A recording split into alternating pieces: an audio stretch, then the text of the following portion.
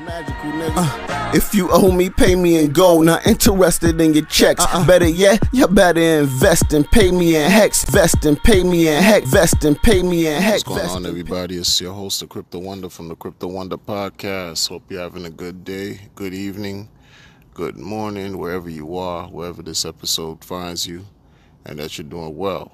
Let's get right into it. So, of course, as far as, everything going on with crypto, it's a waiting game for those who understand how this market works, right? It's a waiting game. If you're trading, bless your heart, the likelihood of you getting wrecked is very high. But if you're not, if you're staking, and you're staking Hex, what do you have to stress about during the interim? Like, really, it's just that simple. It's really just that simple. Hex is like a savings account, a long-term savings account on a blockchain.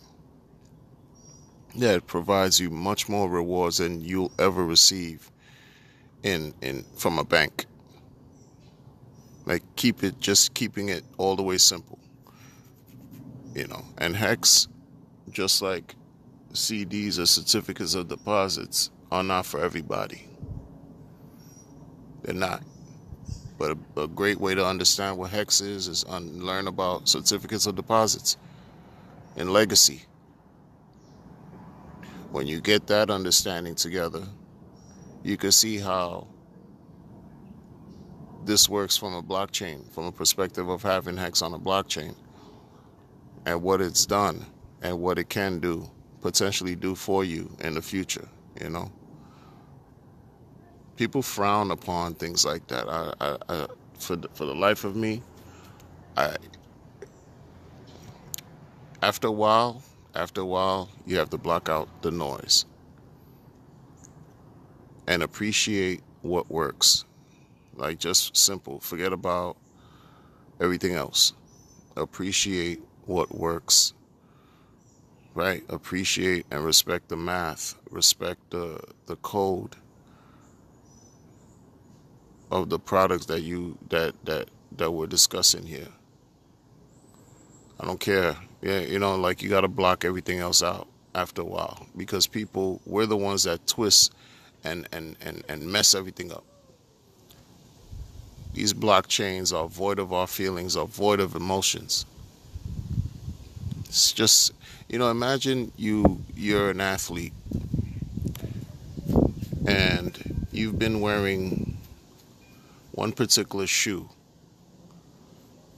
for quite some time, to engage in whatever physical activity that you're engaging in, whatever sport.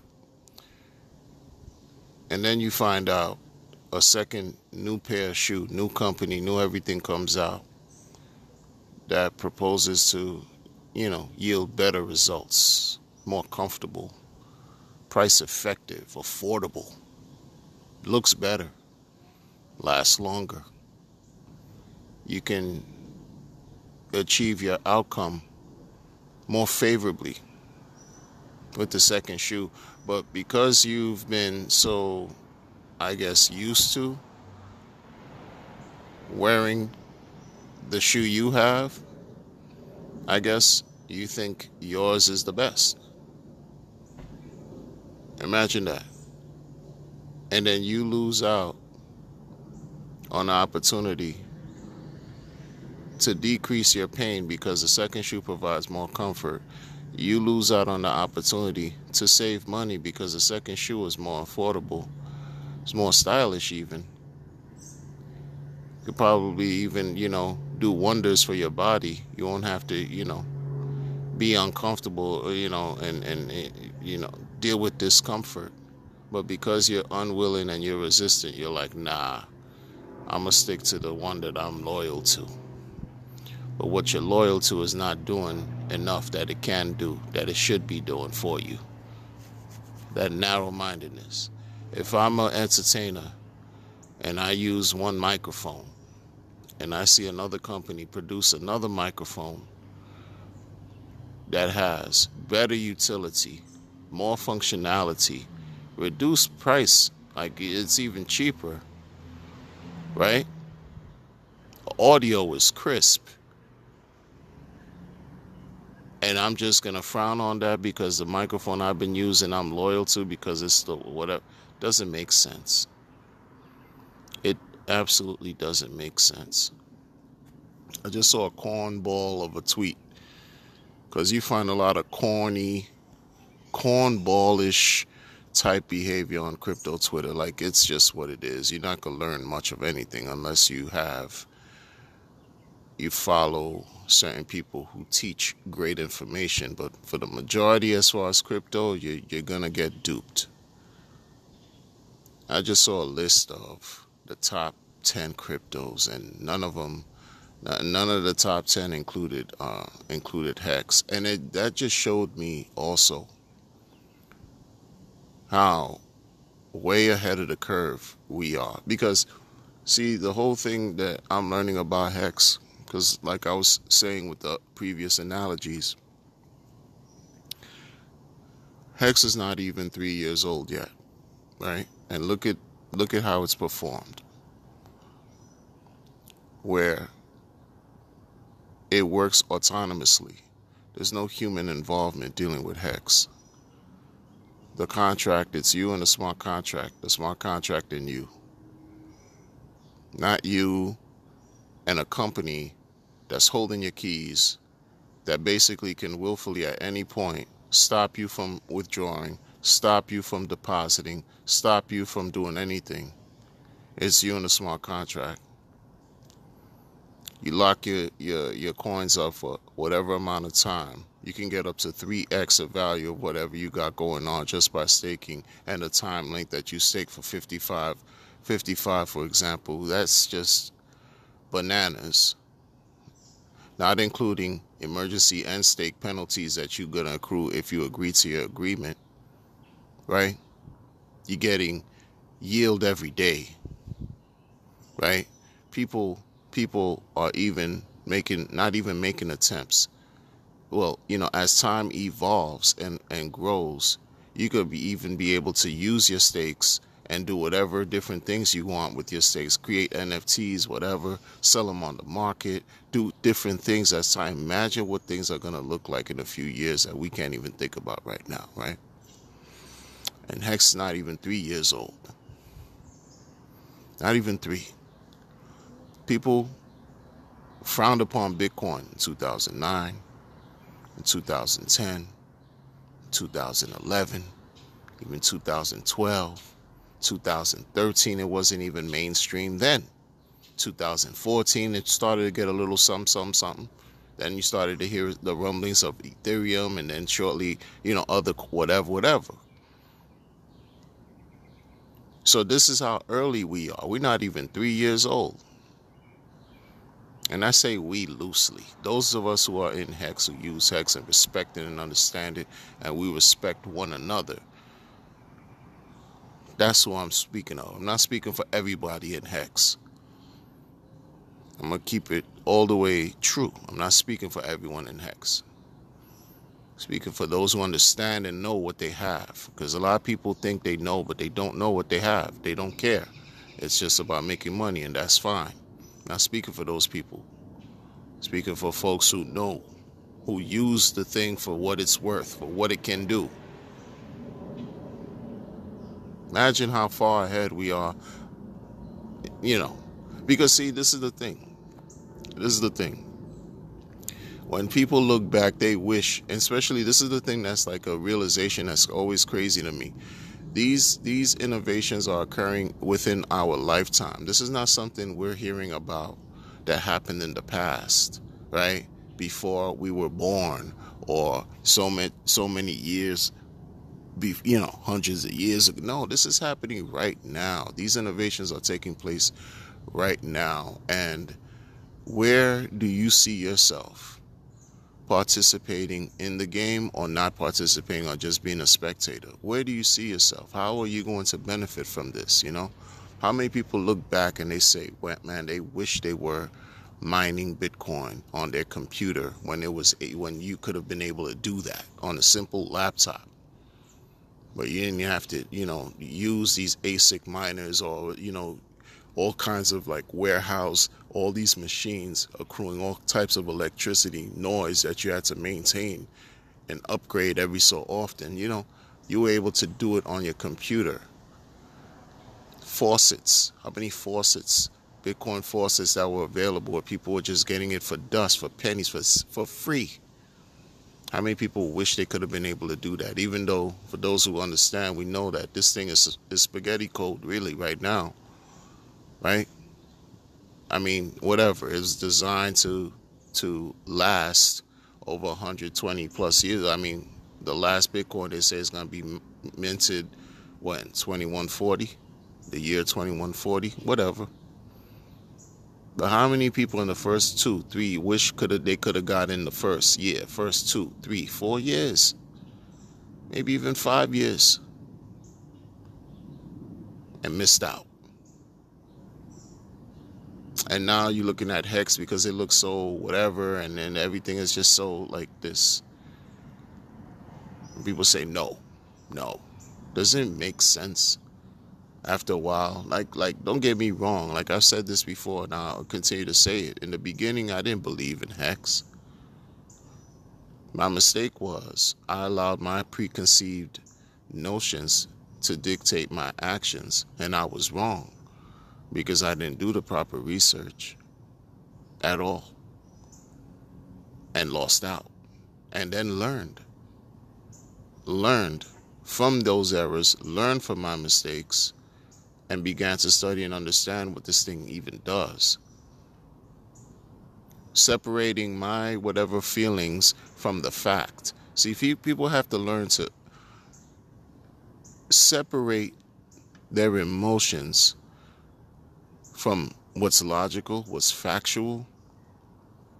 You're talking about math here that has no feelings. 1 + 1 = 2.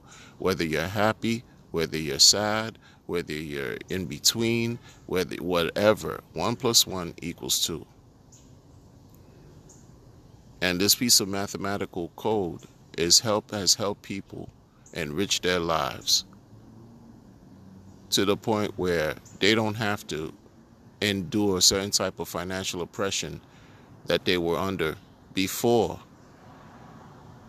they've earned these rewards. That's helped them, number one, retire. That's helped them become millionaires. That's helped them, get rid of their debt. That's helped them acquire homes. That's helped them basically create generational wealth, what this is all about. But again, you have people who do not want to see others succeed, and they'll go at great lengths, even if whatever they're shilling and whatever they're peddling is complete and absolute trash versus what you have going on that is authentic, that is genuine. It may not, folks frown on it because there's an OA and people think Richard owns the OA, thereby questioning the whole decentralization aspect. But the truth of the matter is, so many other businesses, so many other companies, so many other entities operate from a certain point of centralization where these things are not, it's almost like whatever folks trying to create in their heads, like he calls them imaginary horribles that really don't happen and really have no place, that's all they are, imaginary. After a while, like folks just create things to talk themselves out of their own opportunities. You have an old way that's been up to now benevolent. Okay, you can say that is risky, but when you wake up, life is risky. Forget about anything financial. When you wake up and you enjoy your day, anything can happen at any point. Nothing is guaranteed for us. Not a thing. Nothing is guaranteed in life. But you have to take risks. You have to take risks no matter how small. There are levels, there are, degrees of severity, of course, but it doesn't take away from the fact that everything we do, there is no guarantee that we'll see tomorrow. It's about what are we doing now based on information we've gathered to make the best calculated decisions that work for us. Personally, in my opinion, that's what it is. That's what it's about. And not sort of like dismissing what works. Hex is just, it works. Whether you like the name, whether you don't like the name, whether you like the logo, whether you don't like the logo, whether you like the founder, whether you don't like the founder, this thing works regardless of how you feel or whatever you think. You know? And there've been people who are tied to the to the system who've also created their own. I say there's been people, I know one person, and I spoke about him before, who created his own, and folks don't like the fact that people want to add or contribute to help the community receive more, because people have probably been tied with things that haven't worked out in the past, and so they're forever vilified. Why? It forces me to think of other things. That's why I don't really. There's a lot of people you can't, disrespect respects disrespect sometimes, unfortunately, because life is screwed up that way. A lot of people who are in Hex don't respect certain OGs that through this whole time period have helped their communities thrive. It may not even be by talking about Hex. They've talked about their own activities that they've done in crypto, and they've helped their communities grow. And they are still people who are involved with Hex. Do you know, I mean, like, it doesn't even matter. It doesn't even matter, but I, for one, know the person who invented the term, who created the term hexagon. And I'm and it's myself and a couple other people, few other people who know the person who invented the term. It doesn't matter. It doesn't take anything away from me or add anything. It doesn't mean I have clout or anything like that. But a lot of these guys who talk all this talk and would think that they have the best sauce, and if you're in the community, you sort of like are second or inferior to them. They can't even tell you where the term hexagon came from. It's crazy. It's crazy. But that's just to show you, like, you don't know who's who in the community. You don't know who's who in the community. And a lot of times you have to embrace change. You have to embrace change. You have to embrace because life changes. Our bodies changes every day. What are we going to do? Gatekeep ourselves from breathing? You understand? What are we going to do? Gatekeep our blood from circulating through our system? Right? I don't understand. Gatekeep our organs from functioning properly. Gatekeep our brains from operating. Like, what is it but no, folks, they want to have a sense of control. They want to feel like they're empowered. They want to also display what they claim that they hate that's been done to them and become oppressors in their own right. There's a lot of contradiction. There's a lot of hypocrisy. This is why you have to pay attention to who you listen to and trust no one. Straight up. Straight up. Pay attention to who you listen to. Pay attention to the information you receive and you ingest, and trust no one. Verify the information that you receive. Because when you just go and find yourself in a situation that, wow, this wasn't what I expected, well, if you didn't have any expectations, you wouldn't be disappointed. You know what I mean? If you had no expectations, how would you be disappointed? It's when you expect,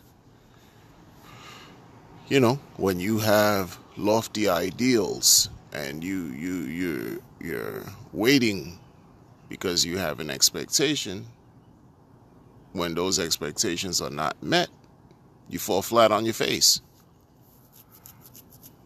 And understand, this is a solo race. It's a solo mission. It's you as an individual embarking on your own journey. Another person can't live your life for you. You understand? You have people who, of course, you will meet who are like-minded, right? That's natural. But even at that moment where you meet people who are like-minded, you are still experiencing your walk, your life on your own. The decisions you make when you wake up and when in between the time you wake up and you go to sleep are decisions you make. No one makes them for you. No one is experiencing them for you or saying, you know what, you're going to take a break today and I'm going to live your life for you today. It doesn't happen that way. It doesn't. So why is it different in crypto? Why is it different? Right? When you earning your money, do you have someone else earning your money for you? Well, that kind of is different. If you have artificial intelligence, right? This blockchain, this thing is earning money for us while we sleep if we're staking. So it's a little different. But you understand what I'm saying as far as when you make decisions and thinking critically and drawing the best outcome as far as conclusions you can draw, because again, someone else's plan might not be the best plan for you. Someone else's plan can actually harm you because that plan that they have works for them. It may not necessarily work for you. You understand? How many people, when you know, and we're talking about taking onus of our actions, self-accountability, self-responsibility, right? You make the decisions that work for you. So no matter how it goes, you're fine with that because you're taking the responsibility for your actions, your decisions. That's what it's all about. When they talk about sovereignty, when they talk about freedom, they're talking about how you run the show. You run the show. You know, it's unfortunate how a lot of people felt bad that Richard was, carrying on with his quote unquote outrage marketing, and they just took it real personal. That's just, I don't, people, what I've understood too in crypto and in life, because crypto is made of, people who participate in crypto are human beings. People are complicated. And a lot of people are suffering more than those who are not. Okay? So, folks are hurting, believe it or not. And sometimes they want to project that hurt onto others or get triggered by things that they see on social media. Which is why sometimes you have to, again, watch what you ingest and take a break from social media sometimes. Take a break from Twitter. Take a break from whatever outlet or, platform that you use that you know is going to stir up some crap for you. And put it down because it's not for that. It's not for you to become angry and make some type of rash decision based on something that you read or something that you saw that you didn't like. Because people make rash decisions. They see a tweet, they see an image, they see a post, they see a video, and you see how the activities in the market, how volatile things become. It's the nature of the way things are. Folks will see a tweet and then dump their bags just from a tweet. Everything was fine a week ago. Everything was fine even as soon as 2 hours ago. They see a tweet right now, and they allow their rage to just dictate everything they're going to do in a split second, change everything. Why? Because they're hurting. People are suffering. People are in pain. And instead of addressing issues that's causing them, right, to experience those things, right, it's tabled. It's suppressed. It's suppressed, but then folks lash out. They lash out. They lose out on opportunities to improve their financial standing in life, their overall economic well-being, their mental health, their physical well-being, right? Self-care, self-love. These things are lacking in the conversation that you find in the crypto toxic social media platform. Those things are lacking, you know? It really, really is. People appreciate drama, including myself, because if I catch it, it'll attract because it's something that you see that there's this fighting going on some kind of level, but then there's only so much I could take because I understand in all reality that's not providing anything positive to my life. That's not providing anything beneficial to my life, right? That's not helping me, you know, be the best person that I can be for myself and my family. It's actually doing the opposite, right? If we're supposed to onboard to me is about lifting each other up. Onboard to me is about helping one another, strengthen as a a collective. If that's not going on, if that's not what's happening, then what use is it for any of this? What use is it? If people are not utilizing these blockchains and teaching and talking about it with one another, then what is this all for? Right?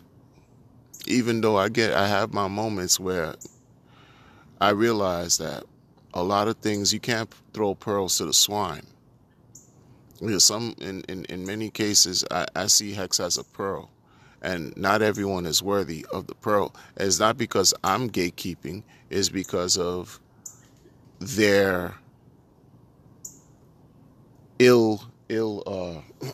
not receptive to it, because it's available for everybody.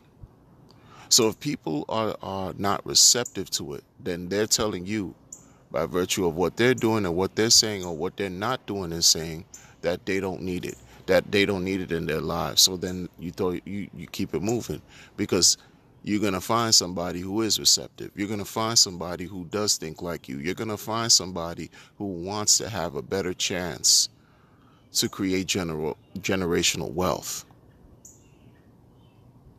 Because we're dealing with life right now, and as it stands right now, the global health crisis created so much problems for the people who are at the bottom of the pyramid.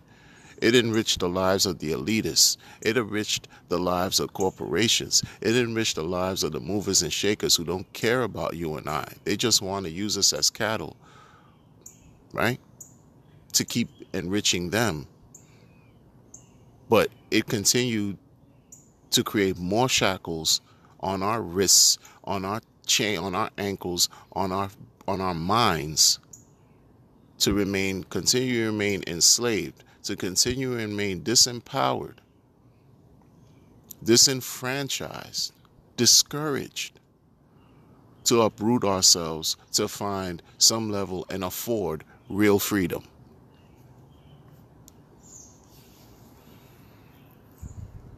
You know, imagine retirees who can't even retire or stay retired. They have to now assume a second hustle, a job, whether it's part-time or full-time, because life has just become too expensive. And that's just one population. We're not talking about everybody else, because we're all feeling it in one shape, form, or another. And I'm talking about those of us at the bottom of the pyramid.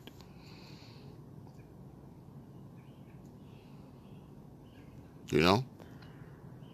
There's going to come a point when, just like, I guess, and I've said this before, But sometimes it's like, yo, when you see it happening, it's even more remarkable. The whole thing between the haves and the have-nots, that reality, that's coming. That's happening. It's not even coming, it's happening. We're seeing the divide grow wider and wider and wider. It's happening. Which side do you want to be on? Those who have or those who have not? I cannot imagine what type of dystopian reality would look like if we get to a point in life where we've been so programmed to accept having no assets and being happy. That's something in my, I can't even accept that in my spirit. I can't, I can't, I don't even understand what that is. To have no asset, meaning no element that is accruing in value, that's also paying you while you do nothing. Imagine not being able to have any of that, no matter if it's in crypto, real estate, whatever. Imagine not being able to have any of that and still be programmed to believe that you'll be happy. People act like they know, but again, be mindful and aware of who you listen to. And it's always do your own research. Take care of everybody. Have a blessed one. I'll catch you on the next one. Be well.